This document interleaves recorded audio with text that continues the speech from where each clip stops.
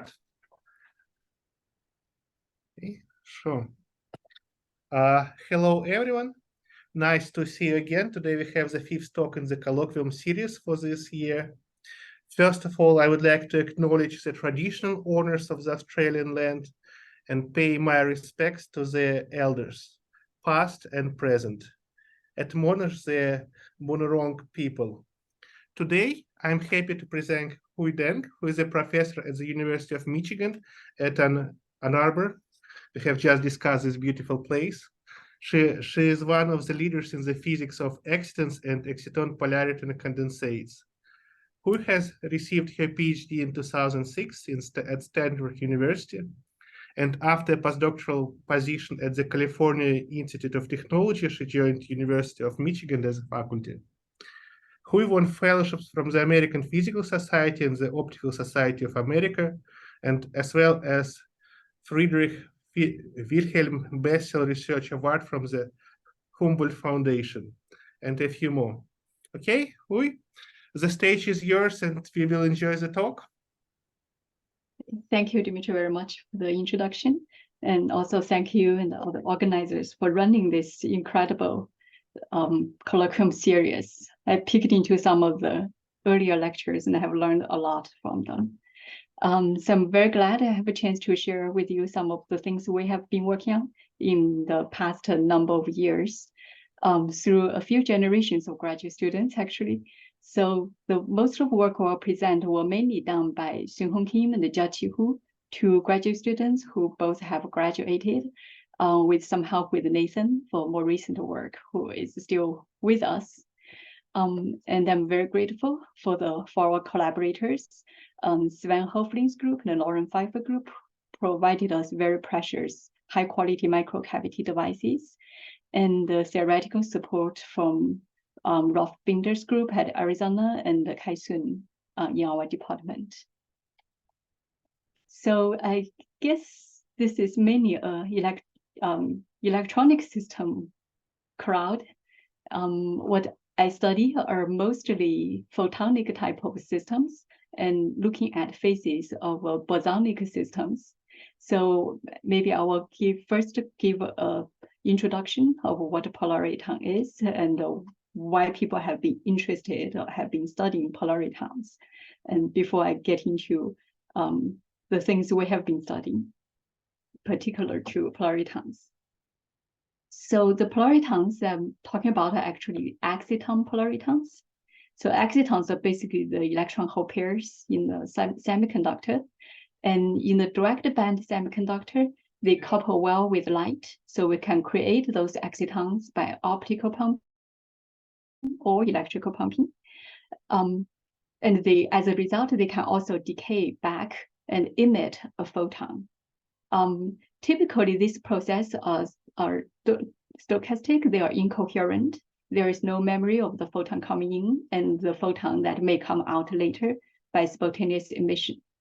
However, if this coupling between the photon and the excitonic transition becomes strong enough, and they will become reversible within their coherence time, then we go to the strong coupling regime, and we'll have new normalized eigenmodes. Those are our polariton modes, and the energy will split or anticross from the original uncoupled excitons and the photon modes. And to get to the strong coupling regime, we basically need the coupling to be stronger than any of the decay and the dissipation in both the exciton media and the photon media.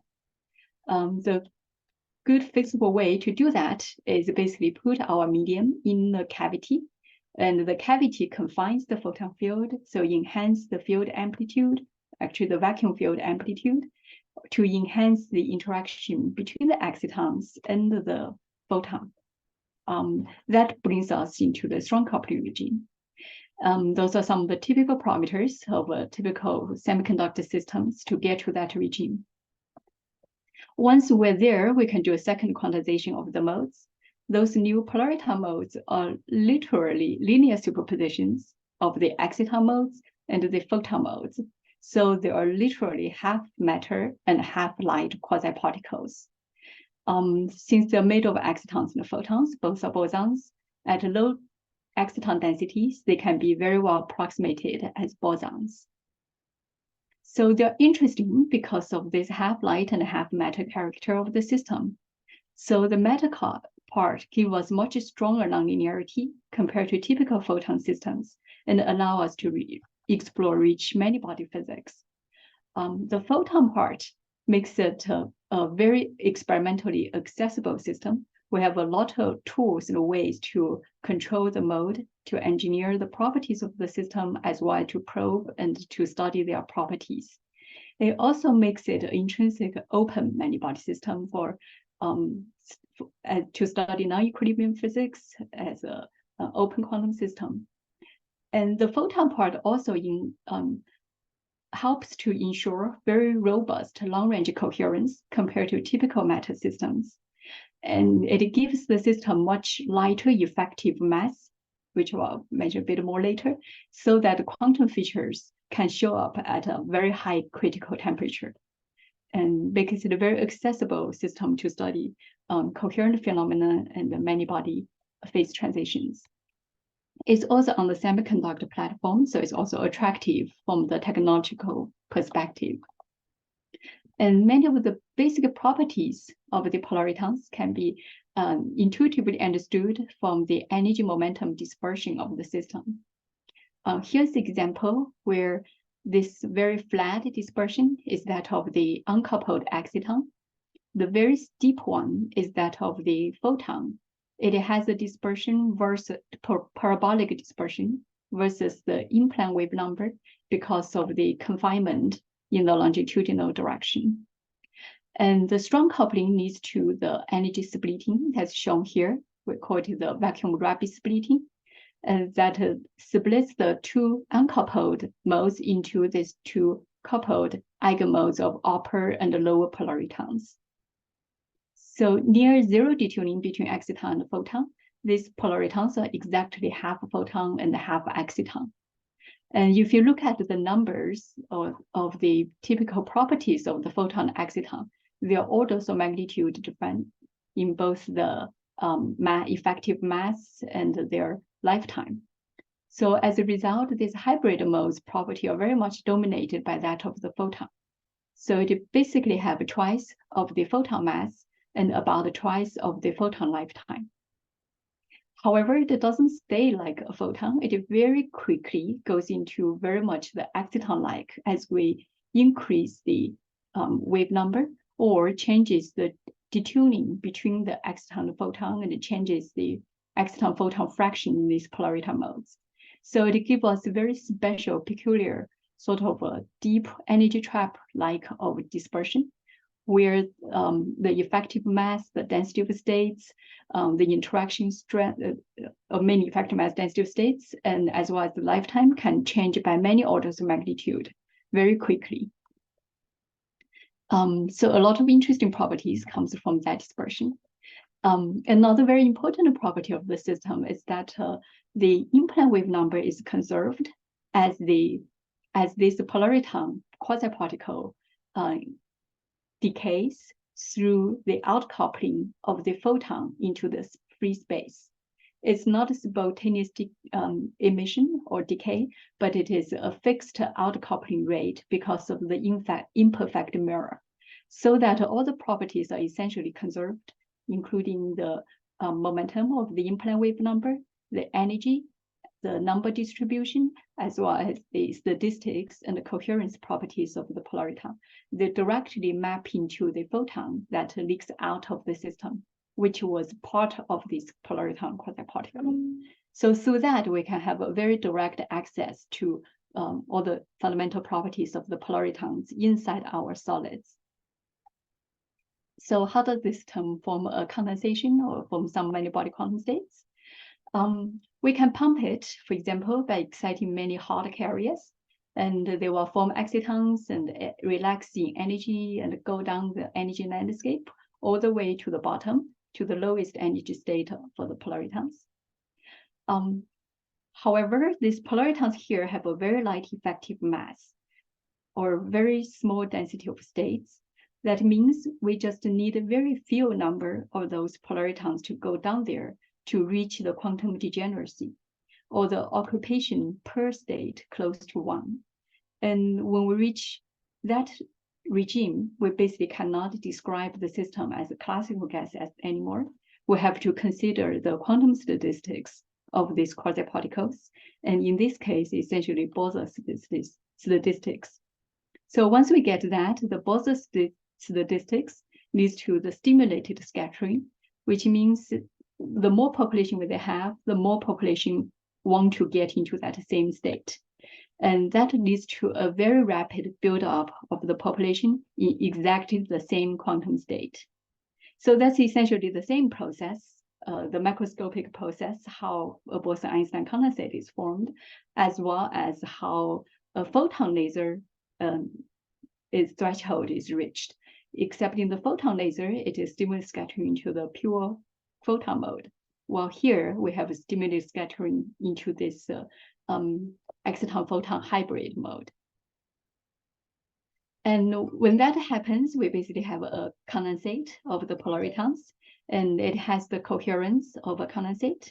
And when that condensate leaks out as a photon, it carries the same coherence and emit coherent light. And coherent light is what we call lasers. So this is also called a polariton laser when that happens.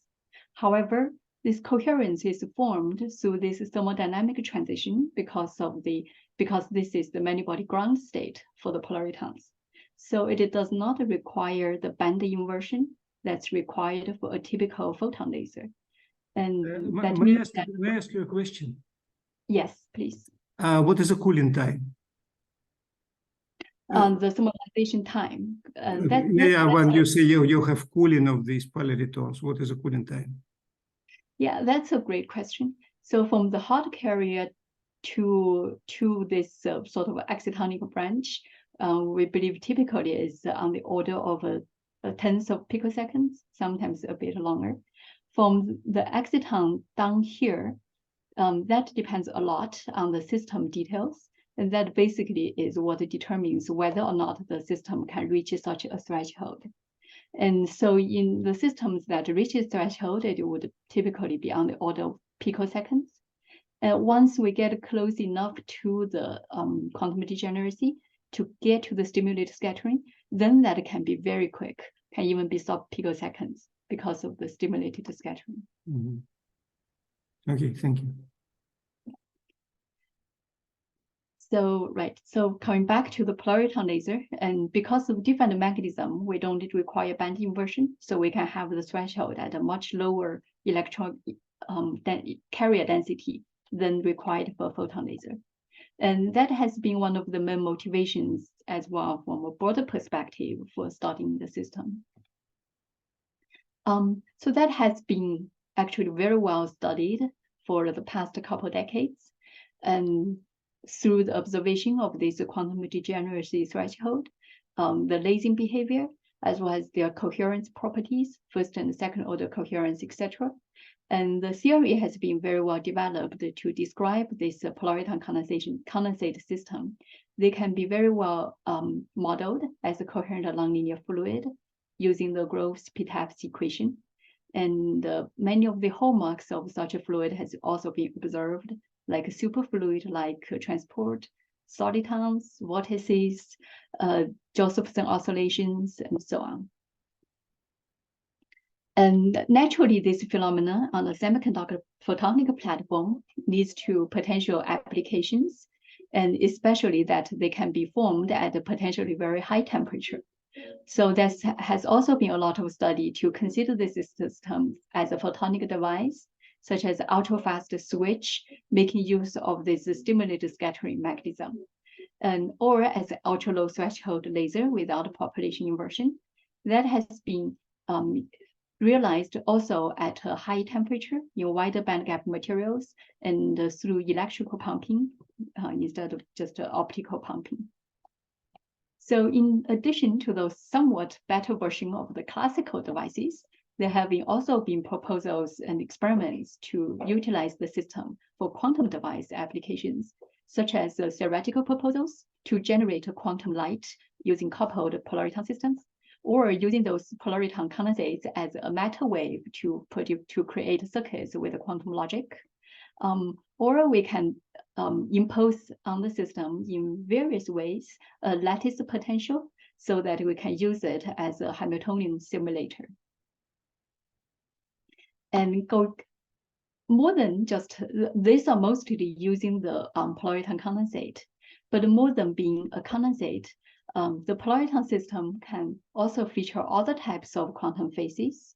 It can go all the way from a BKT type of phase for a two-dimensional system to a quasi or non-equilibrium BEC, to a BCS type of state, like with the same type of state describing the Cooper pair superconductors. And I'll mention those states a bit more later in the talk. In addition, it can also be used as a wonderful platform to exploit topological physics. And there have also been proposals, theoretical proposals so far, to use a Polariton condensate to induce superconductivity and potentially at a higher temperature. So I think that will bring me to the end of my short overview or introduction, and we'll transition into a few topics we have studied in the past few years with this Polariton system, and with a particular focus on what are something that's more unique for the Polariton system that's either cannot or very difficult to study in other types of bosonic liquid. So there are mainly three types of phenomena I will discuss today. The first one is a spontaneous oscillation through the limited cycle due to a dissipative coupling between Polariton condensates. And the BEC to BCS crossover at the high density limit. And the last one we haven't really written up is the BEC and the BKT phase transition we have observed in the Polariton condensate. So the first two uses sort of a special type of cavity we have developed. So I will first introduce that type of cavity system we have developed before I go into these topics. So as I mentioned before, to get to the strong coupling, we basically typically would need some sort of cavity to enhance the vacuum field amplitude that is resonant with exciton transition. The most standard way to create a cavity is to use those distributed Bragg reflectors, basically alternating low and high refraction index quarter wavelength layers.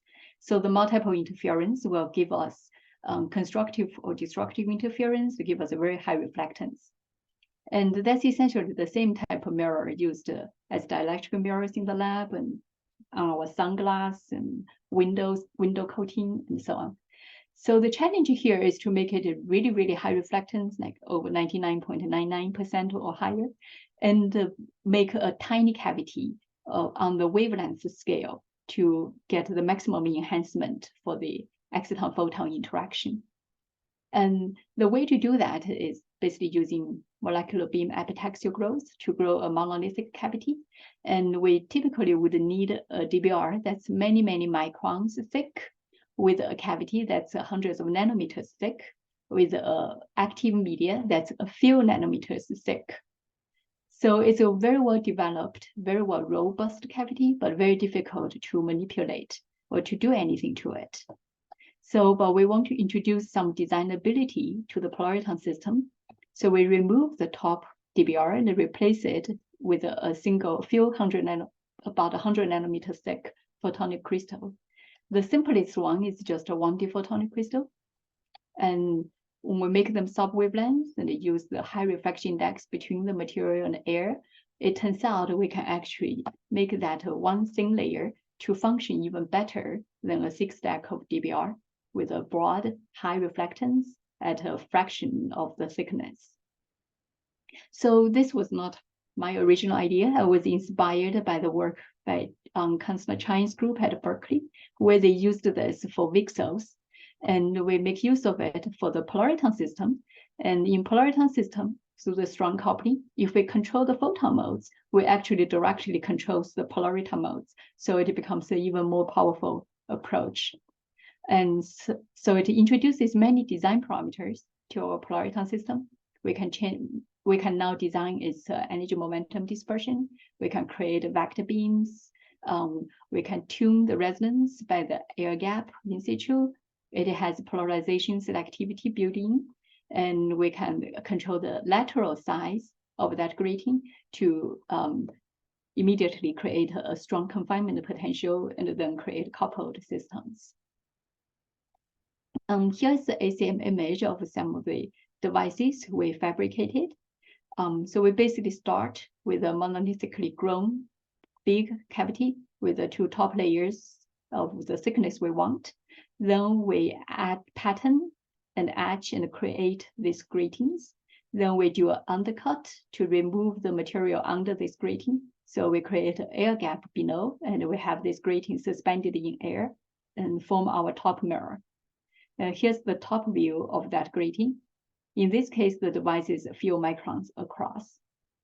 If we take such a device, we can look at if it gives us polaritons.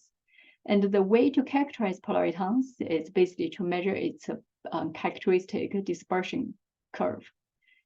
As shown here, the red line marks where the exciton is. As we can see, if we look at the wrong polarization in weak coupling, we get this flat, broad exciton emission. And if we look at the correct polarization, where we have a good cavity mode or the grating functions as a good mirror, that disappears, and we have these coupled modes marked by the white line. So the white solid line is the polariton dispersion we would expect if it is infinite system. Right? But because of the small size of the grating, the mode get fully discretized. The in-plane modes get fully discretized, so we have fully discretized polaritons as marked by the dashed white line. Now, does it work well as a polariton laser? So we will pump it and look at how the population distribution changes with the pumping power. As you can see, at a low power, it is everywhere. It's non-equilibrium. As we increase the power, it's eventually all aggregates to the ground state. And that basically takes place at that stimulated scattering threshold where the quantum degeneracy is reached. And that's the lasing characteristic in the input-output relation. To actually confirm its lasing to characterize it, we should measure its coherence properties. So the first order coherence is essentially the phase coherence. It's sort of the order parameter of the system, although we could actually enhance that through linear optics filtering.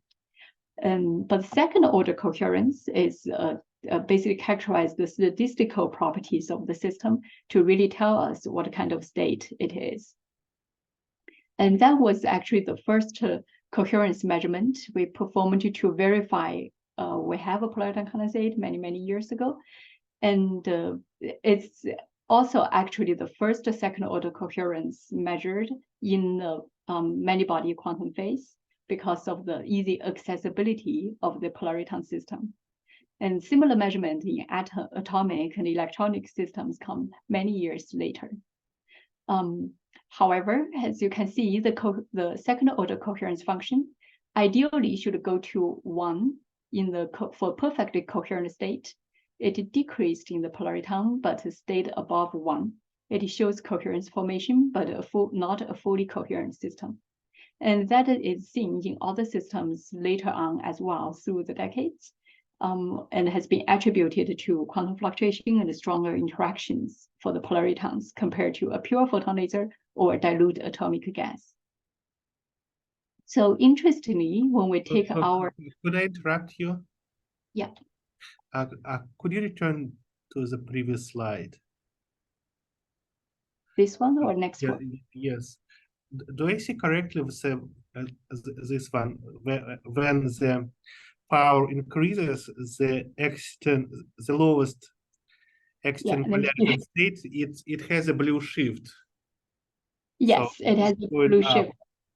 Could I understand that it is because of the interactions and between excitons? And is it possible to estimate the strength of interactions from these? Yes, so the blue shift versus density basically give us the experimental definition or experimental way to measure the effective interaction strength. But that comes from different contributions. One is direct exciton-exciton interaction or the exchange interaction. And the other one is the band gap normalization. And the other one is the phase space filling. The band gap normalization is a redshift, but exchange interaction and phase space filling both give the blue shift. Yeah. But in terms of the if we define the interaction or nonlinearity as energy shift versus density, they basically contribute.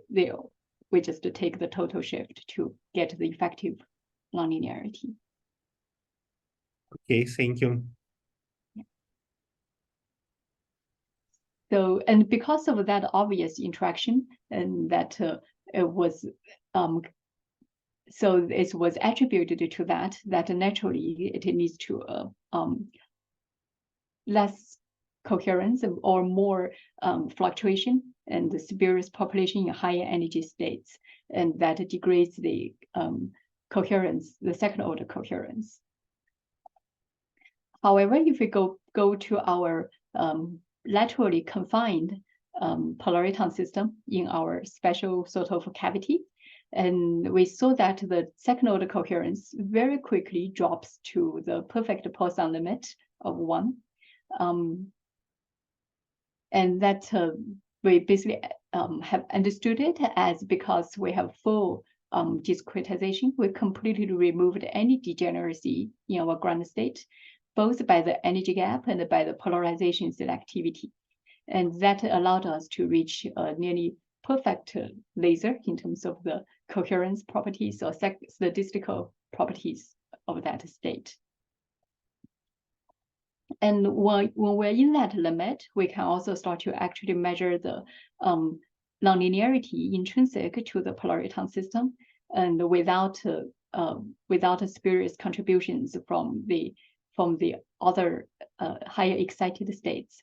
And we observe a change from the charlatan limit for the first order coherence or the line width of the mode to a sort of a strong interaction regime, where we go from an exponential line shape to a Gaussian line shape. And that has the solid curves are actually modeled. That has been that can be very well modeled by considering basically condensate interacting with the reservoir, with the interaction among the particles in the condensate as well. So that sort of shows it's not really a photon laser. Interaction is actually very important in the system. And we go to the strong interaction limit when the interaction energy in the condensate becomes larger compared to the dissipation of the condensate. So in our system, that takes about 1,000 polaritons in the condensate. So this is a gallium arsenide-based system. And I think the best one can do with the gallium arsenide is about tens of particles in the condensate to go to this strong interaction limit. And that's if one make the polariton mode a lot weaker and actually have a higher effective nonlinearity, a very small amount of anti-bunching has also been observed. I will not mention it here, but if we go to two-dimensional materials and using Mori lattices, there's actually a way to get around and potentially get much stronger nonlinearity into the polariton system. And that may bring us to the quantum polaritonics, but that's a different regime than we study for many body physics. And as I mentioned— Could I interrupt you again? So yeah. When you presented the function J2, it looks like it diverges. I think it was in a previous slide. Yes, So it looks like it diverges. Does it have some upper limit? yes. What determines it? Right. So for a thermal light, for a completely thermal light, thermal mixture, the G2 should be 2. The normalized G2 should be 2. So it's somewhere up there. And right around the threshold, the G2 actually can be higher. There is additional fluctuation right around the threshold. And that upper limit will depend on the system details. So in this case, it is we don't really see the thermal limit directly, or the bunching, extra bunching directly, because we're still partly limited by the time resolution of the system. What I show is directly measured G2. We can correct for the time resolution of the system. Then it would go from 2 below threshold to, I forgot, maybe around above 2, some bunching, and then drops down all the way to the Poisson limit. Okay, thank you. So yeah, that's the sort of the essential properties of the condensate and the coherence properties. And just for fun, as I mentioned, such a grating gives us many design possibilities. So for example, we can easily introduce phase singularities by creating those special patterns inside our grating. And so we can create, in this case, vortex and anti-vortex pairs. And in this case, we break the rotation symmetry and we can create a vortex laser. And here is an example of such a vector beam Polariton laser. We use such a grating, then the polarization actually rotates as we go around in angle, and that gives us the vector beam coming out from the device. We can also now engineer the reflection phase versus the in-plane wave number, and in that case, we can engineer the dispersion of the cavity mode, and that in turn engineers the dispersion of the Polariton mode. And or we can connect them up to create coupled cavities or array of them to create a lattice potential for the Polaritons. So what did we do? Use this cavity system. One of the things we did is, starting from the simplest type of coupled system, is just 2 coupled cavities. If we have 2 coupled condensates, and we know what we should expect, there will be coherent tunneling or Josephson coupling, and that could lead to a split of the energy by the amount of coupling strength or the tunneling strength. And they will form a symmetric state at a lower energy and the anti-symmetric state at a higher energy. So that's what we started out to look for, because it's quite easy to do that in our grating mirror cavity. We can change how we tether the grating to the bulk, and that will create certain strain and a certain profile. And that profile basically translates to a change of the cavity length, and that change translates to a change of the energy of the Polaritons or effective potential for the Polaritons. So we use that pattern, we can right away create a double well potential for the Polaritons. And as you can see the modes here, we have the symmetrical modes at the low energy and anti-symmetrical modes at the higher energy for the coupled system. Then we can do our pumping again and see how it evolves as we increase the density of the particles in the system. So at a low excitation power, we have this symmetric ground state, anti-symmetric first excited state, and the ground state has a bit more population than the excited state in this case, but there are also population up there. In overall, it's quite non-equilibrium and without a thermal distribution and without a coherent population. If we go to high enough excitation power, we get lasing as we expect. We have a Polariton laser in the ground state or the symmetric bonding state in the system with a much sharper line width, as you can tell. But what caught us in surprise is in between these two, at some point, we start to see additional spectral lines. That's not the binding states, not the anti-bonding state. There could be a tiny blue shift, but it cannot explain additional spectral lines. And as you can also see from here, and if we fit them, it turns out to be equidistant spacing. There are about 4 lines coming out from the original 2 lines. So that actually puzzled us for quite a while. How can we suddenly get new frequencies out of nowhere?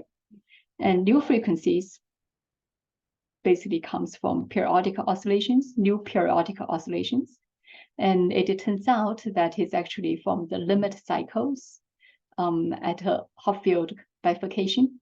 And that's a very general phenomena in nonlinear dynamic system that leads to spontaneous oscillation underlying a very wide range of cyclic phenomena in nature. As general as the phenomena is, it is actually very difficult to predict or to control in the system, besides letting them happen spontaneously and when everything works out just right. So we identified this with some help of work that's actually published many years before we observed that in experiment. It turns out it has already been studied and predicted for coupled Polariton condensates. The gist of it is basically we have an open system. So these modes actually have a dissipation or decay. When they couple, these coupled modes, it turns out the symmetrical modes can start to have a stronger decay because of their symmetrical wave function, while the anti-symmetrical modes actually has a lower decay. And that sort of could be understood that now we have a competition between, do you want to go to lower energy or do you want to go to a longer lived state? And that leads to instability and leads to this limit cycle behavior. And to model that, essentially, instead of the coherent coupling with a pure imaginary coupling constants, we now have a complex coupling with both the real and the imaginary part for the coupling constants between the condensates. And we can model them, write down a simplified coupled equations, two coupled equations between the condensates, including nonlinearity, the complex coupling, and decay and pumping. And solving that would give us the phase diagram and predict the phenomena. And the original work showed that in this system, indeed, you can reach a limit cycle and it leads to frequency bifurcation and it leads to a mini frequency cone from the system. And that's basically exactly what we have observed, these equidistant frequency lines. Another prediction from the theory is that when that happens, there is a non-trivial phase relation between the two condensates. So in the perfect bonding state, the two condensates has exactly the same phase or zero phase difference. In the anti-bonding states, they have a pi phase difference. They're exactly pi out of phase. But in the limit cycle state, the phase relation between the two becomes between 0 and pi. It's neither 0 or pi, but some value in between. And that's indeed, we also measured that. If we measure the phase coherence using one common reference, we can see the interference fringe with a common reference of the two condensates that's shifted relative to each other by amount that is different from 0 or pi. So if we try to draft graph intuitively, the phase diagram, we basically can bring the system from a thermal state into, very briefly, anti-bonding mode lasing, then into a limit cycle regime, and which is actually quite close to bring the system into chaos.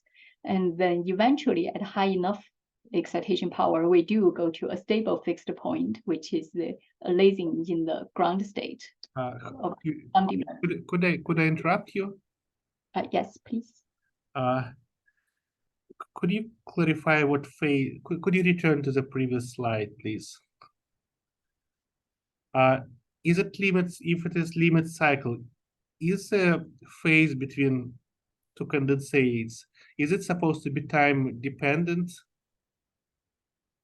So it is supposed to be time dependent, but when you average out, there is still average phase difference. So it is average phase. Right, right. Oh, I see. Okay, thank you. So Yeah, so that's sort of the little path that we have explored with that system.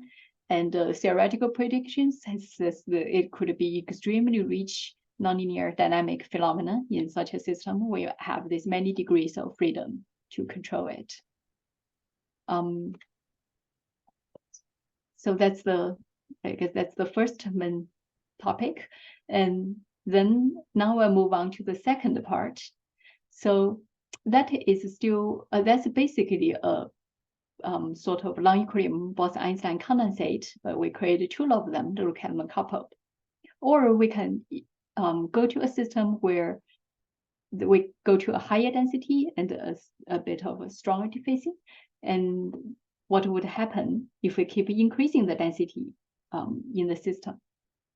So these polaritons are only approximately bosons, and their commutation relation is 1 plus a higher order term that scales with the density of the excitons. And eventually the electron hole will feel the presence of other electron holes if the density is high enough, and the Fermi statistics will start to show up.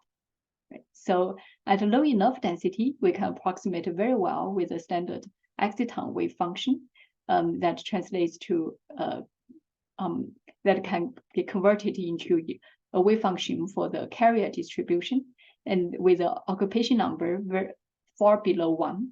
So we're safe, very safe from the Fermi degeneracy, and the bosonic approximation works well, and we can have a condensate.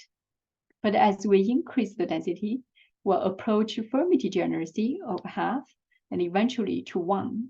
And then half basically corresponds to a band inversion between the conduction and valence band. And 2-1 will be fully Fermi degenerate electron gas. So how would the system evolve? At a low density, we have exciton and Bose-Einstein condensate. And at high enough density, it turns out if we have a low enough temperature and neglecting any of the defacing, the many body ground state is still a coherent state, and it takes exact same form as that of the Bardeen Cooper Schrieffer state, except that the pairing is between the electron hole through screened Coulomb interaction. And that is understood as the exciton BEC to electron hole BCA's crossover. And that was first proposed back in the initially in the 60s, and much more carefully and nicely laid out in the 80s for the exciton system following the superconducting BCA's theory.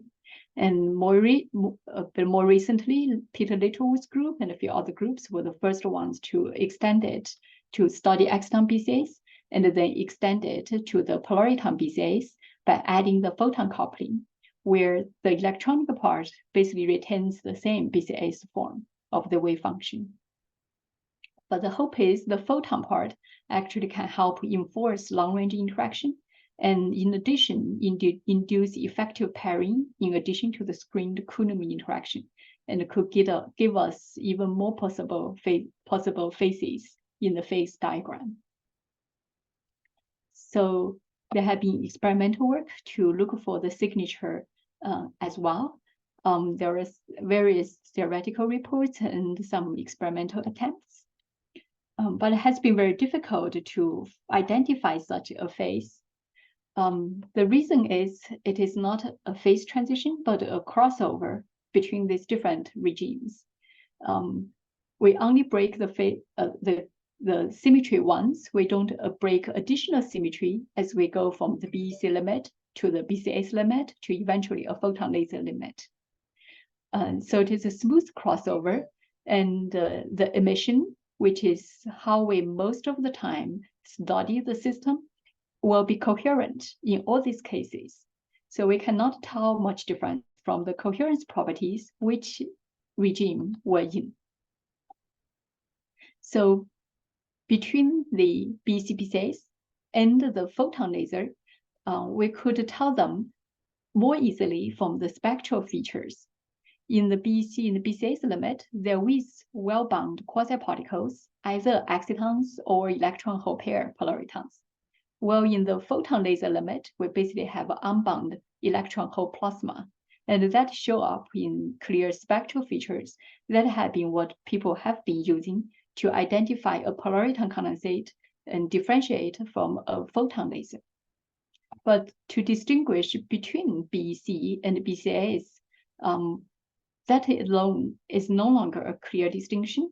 We actually have to look into the electron-hole distribution to tell the difference. For the BEC case, we have it's far below the Fermi degeneracy. There's no band inversion.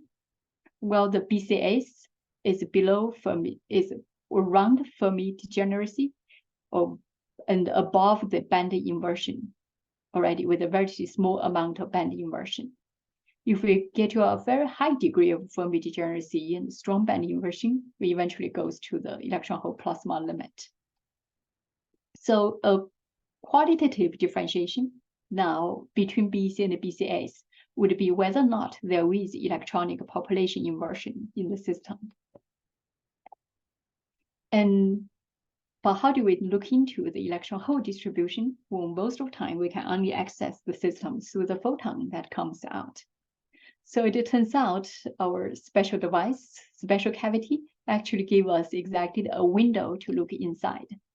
Because of the strong linear polarization selectivity, we have strong TE polarization for the polariton modes. Well, for the TM, orthogonal TM polarization, we have weak coupling of the exciton modes. The circular polarization is the eigenmodes of the electron holes. So by imposing a linear polarization selectivity, we actually also enforces the two share the same electron hole reservoir to have and guarantees the spin balance between the two circular polarizations. So we can take the TM mode to look at the reservoir, and at the same time look at the TE mode to see what the system is behaving, the strongly coupled system, how it is behaving. And so that's what we set out to do. So we first compared two devices with a different detuning, and one behaves very much like a polariton laser, as we have been understanding what a polariton laser is, with a gradual and relatively small blue shift, and the line width decreases, and as we reach the quantum degeneracy with a superlinear increase, as I showed you before. In contrast, for the photon laser case, the polariton mode quickly disappeared as we increase the pump power. It spreads out, smears out a very broadband incoherent emission until it reaches a photon lasing threshold. So all the emission collapses into that state very far away from the original polariton state and matches exactly the cavity frequency. So we have a very standard cavity photon laser in this case. So that's very well distinguished between the polariton laser and the photon laser.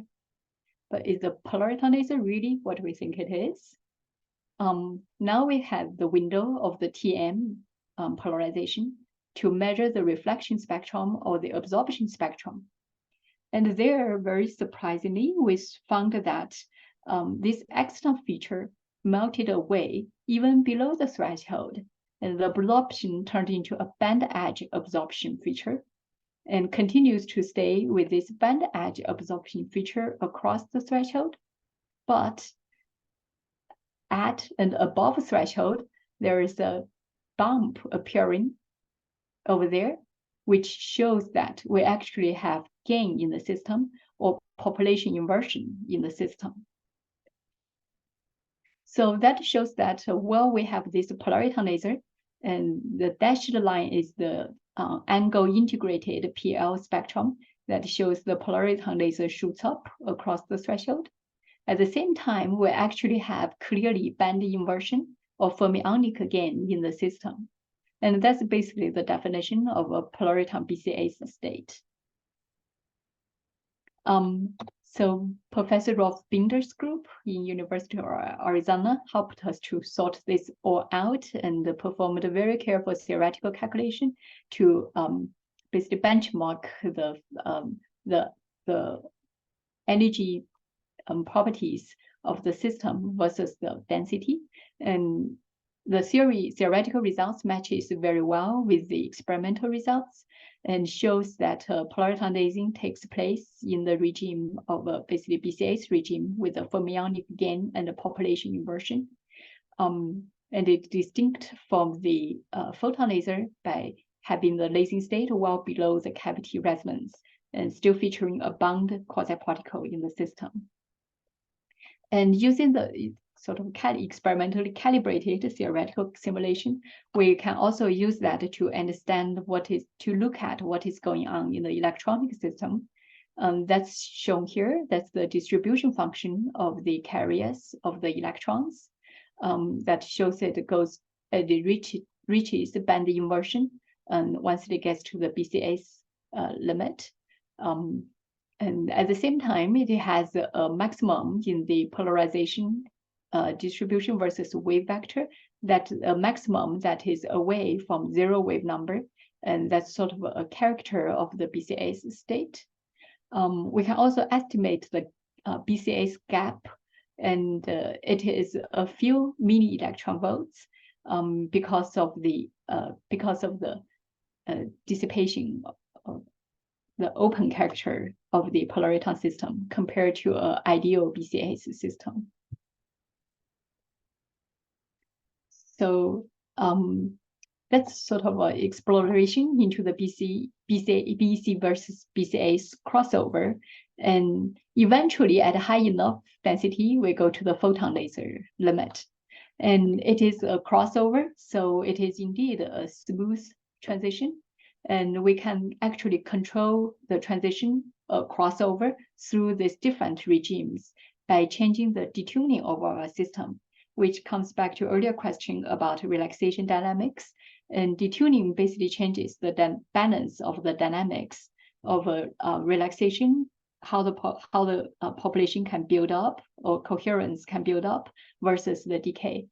So in this particular system, it turns out as we change from negative to positive detuning, we go from the BEC limit to the BCS limit to the photon laser limit through a smooth gradual variation of essentially all the spectral features.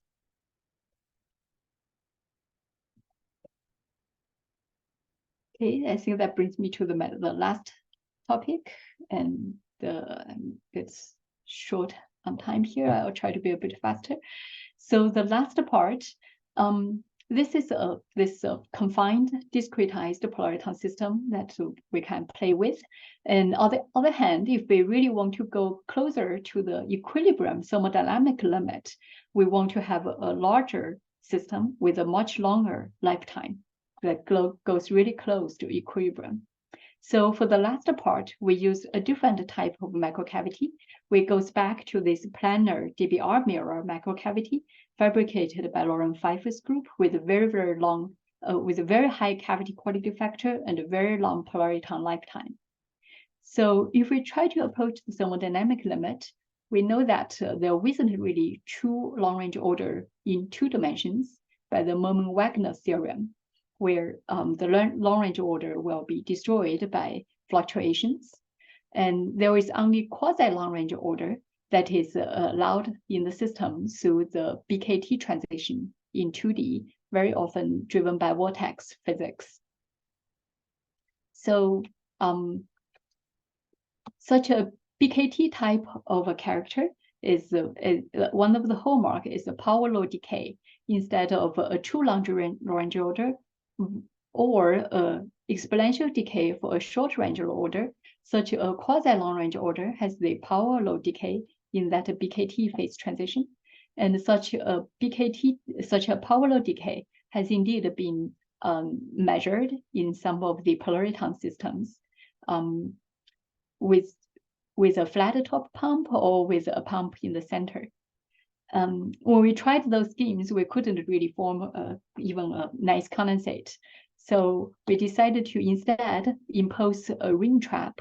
We basically change our pump into ring-shaped pump, which creates an effective small potential barrier where the pump is due to the exciton-exciton interaction.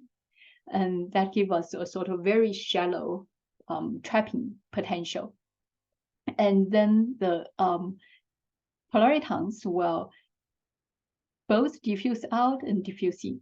Those going in will start to be trapped inside that pump. So it is a large, shallow trapping for those polaritons, for those very long-lived polaritons.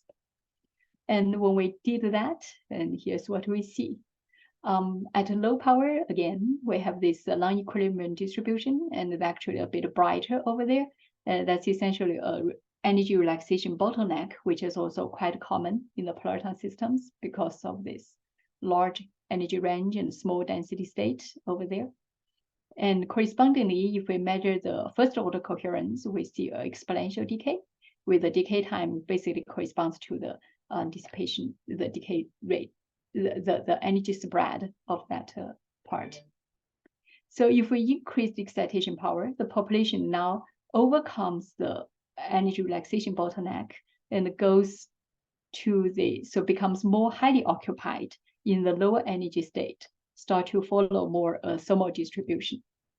However, when that happens, something else also happens. At a certain pump power, suddenly all the population collapsed into just one frequency down there. So this is a zoom in of this energy range. It is suddenly collapsed or condensed into that one frequency, which is still a fair bit away from the ground state. The white line marks the ground state. So it's still sufficiently away from the ground state, but certainly not the bottleneck. And you can see structures of fringes in the basically K-space wave function. And what is going on, we actually also took us a long time to figure out.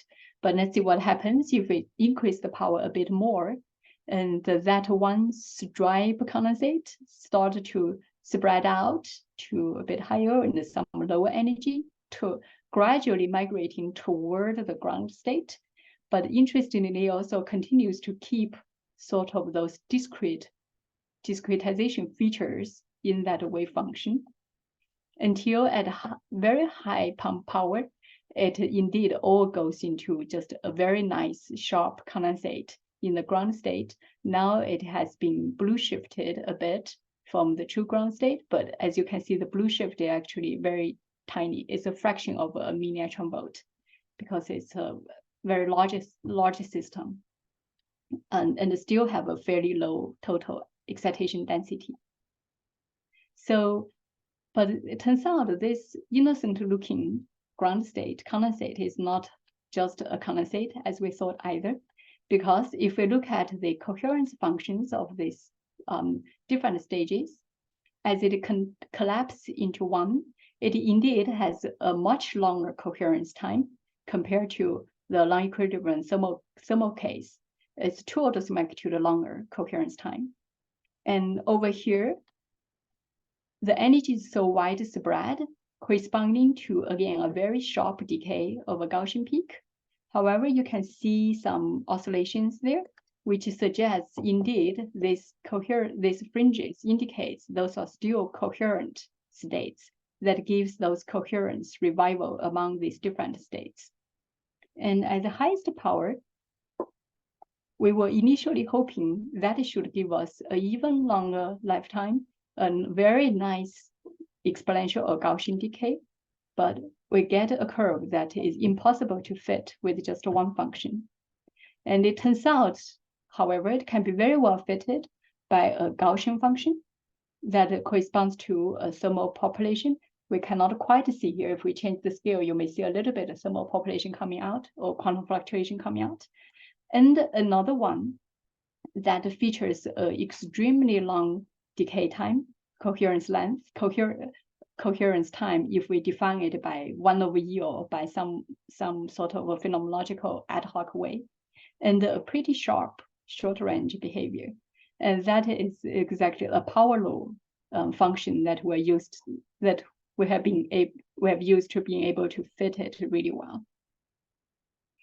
So a long story short, when we put all the pieces of puzzles together, what happens is at low power is non-thermal, there's low coherence. And then at a certain point, we have, because of this potential, we have a non-uniform system. The threshold turns out to be reached not at the center of the potential, but somewhere closer to the edge of the potential. We have localized quasi-BEC.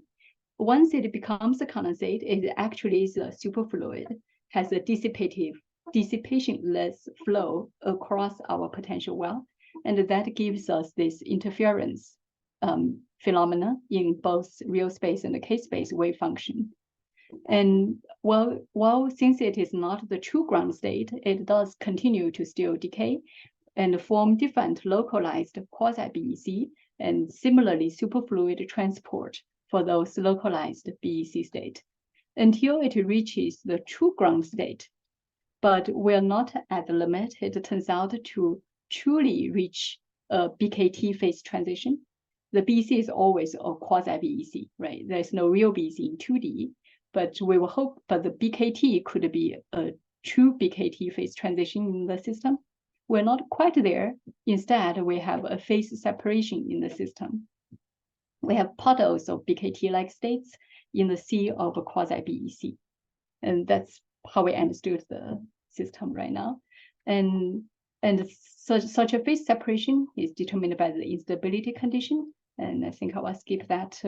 For now, it basically can be controlled by the nonlinearity and the inhomogeneity of the system. And we can verify that if we reduce the nonlinearity by going to larger negativity tuning, we no longer see the phase separation. And the coherence time of the system. So in the true BKT phase, the coherence time diverges because it's a power law. So if we try to measure it phenomenologically, it is many orders of magnitude longer, even than the quasi-BEC. And the exponent of the power law also decreases as we increase the excitation power. And from the fitting, we can also obtain different fractions of these states. And we have about equal half-half roughly between the BKT population and the BEC population in our ground state condensate. So I think I will conclude there just to say that there is a very rich, interesting phenomenon in this Polariton system, and hope you find it also interesting, even it's very different from a correlated electronic system. Thank you. Okay, let's thank you for fantastic talk. And do we have any questions? Please just go ahead.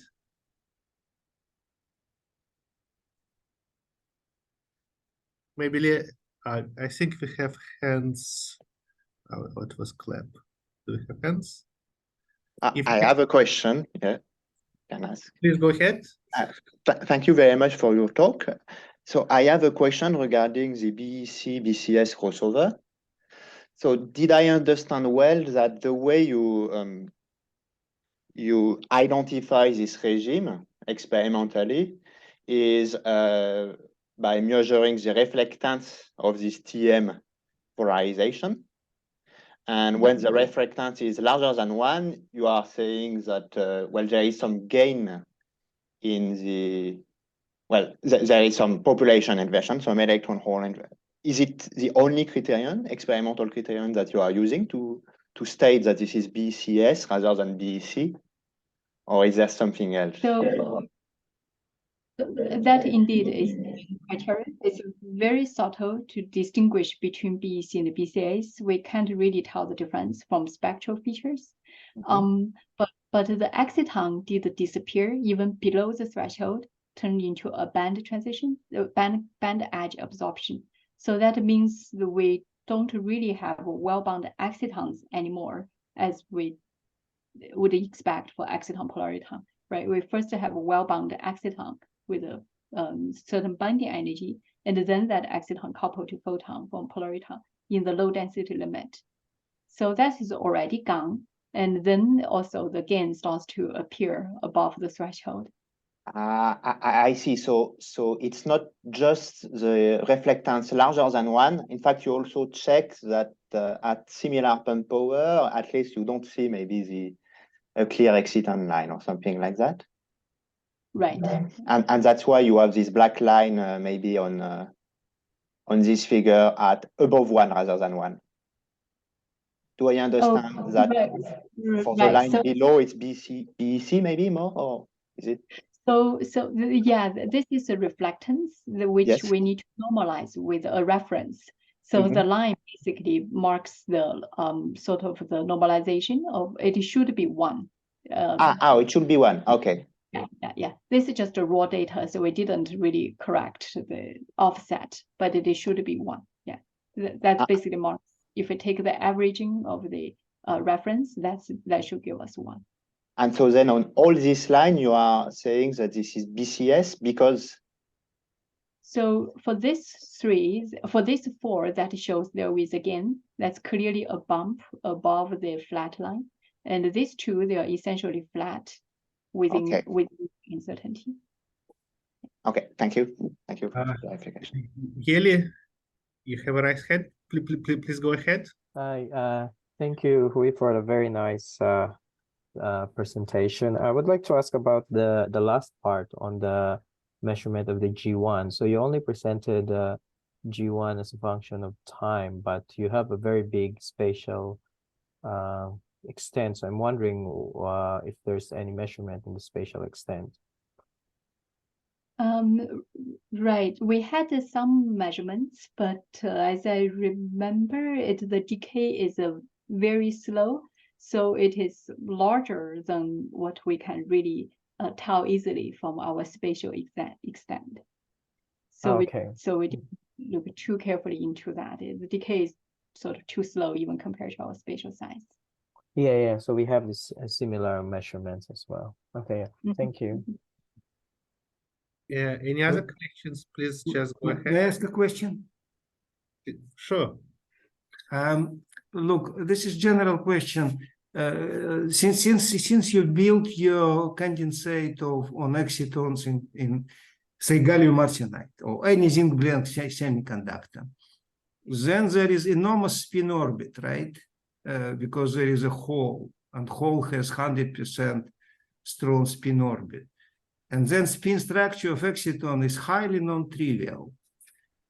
On the other hand, in your story, you just don't, and it seems that it must influence everything. It influence properties of BEC, especially BCS, that's no doubt. On the other hand, you don't look at this. Why? I will try to give you some answer, may not be a complete answer. So the spin orbit coupling leads to splitting of the bands, and that's already done. And there is bands that's a bit farther away and give light hole and all that. So we only look at the heavy hole exciton and only over a range that's within the optical cone. So it's actually very small wave vector range compared to the Brillouin zone. So in that narrow wave vector range that we have optical access to, and the spin is a quite reasonably good quantum number for the electron holes, and as well as the parabolic band approximation. But look, if it is heavy hole, and if then everything depends whether you use asymmetric, heterostructure, symmetric quantum well, and it must influence spin properties dramatically, even in especially in heavy hole sector. So I didn't show the data, but if we look at polarization resolved like absorption or photoluminescence, and we don't see any spin anisotropy. And basically we have 2 degenerate spins, and they equilibrize very fast from what we have experimental access to. Interesting and very strange. Okay, but it's very interesting. I also actually have a question. BKT story is based on vortex bending and bending. What is the anticipated size of the vortices, and can they be directly observed? That's a great question. So I think from calculation, the size of the vortex should be on the order of 1 or 2 microns. And there have been experimental observation, mostly pinned vortices, they're pinned due to some defects or created through certain potential, so that always follow the same track. But in our case, we don't see the pinned vortices, and it's a very high quality and uniform system. And then the vortices will be spontaneous. So in any of these integrated measurements, they will be averaged out, and we would not be able to see it, even though it is everywhere. Even if it is everywhere, from shot to shot, it will be very different.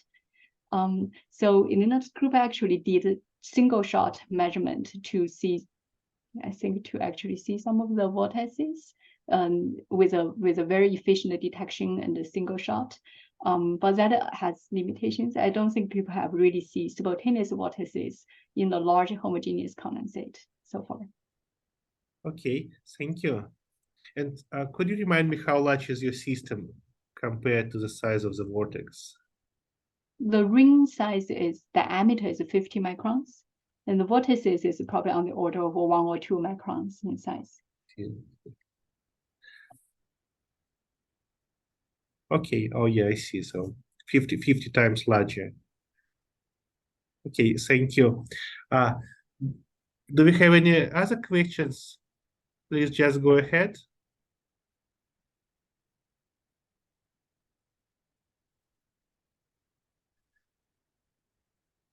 Okay, if not, let's thank you the speaker again. Thank you, Hui, for fantastic talk. Yeah, my pleasure. Thank you for the questions.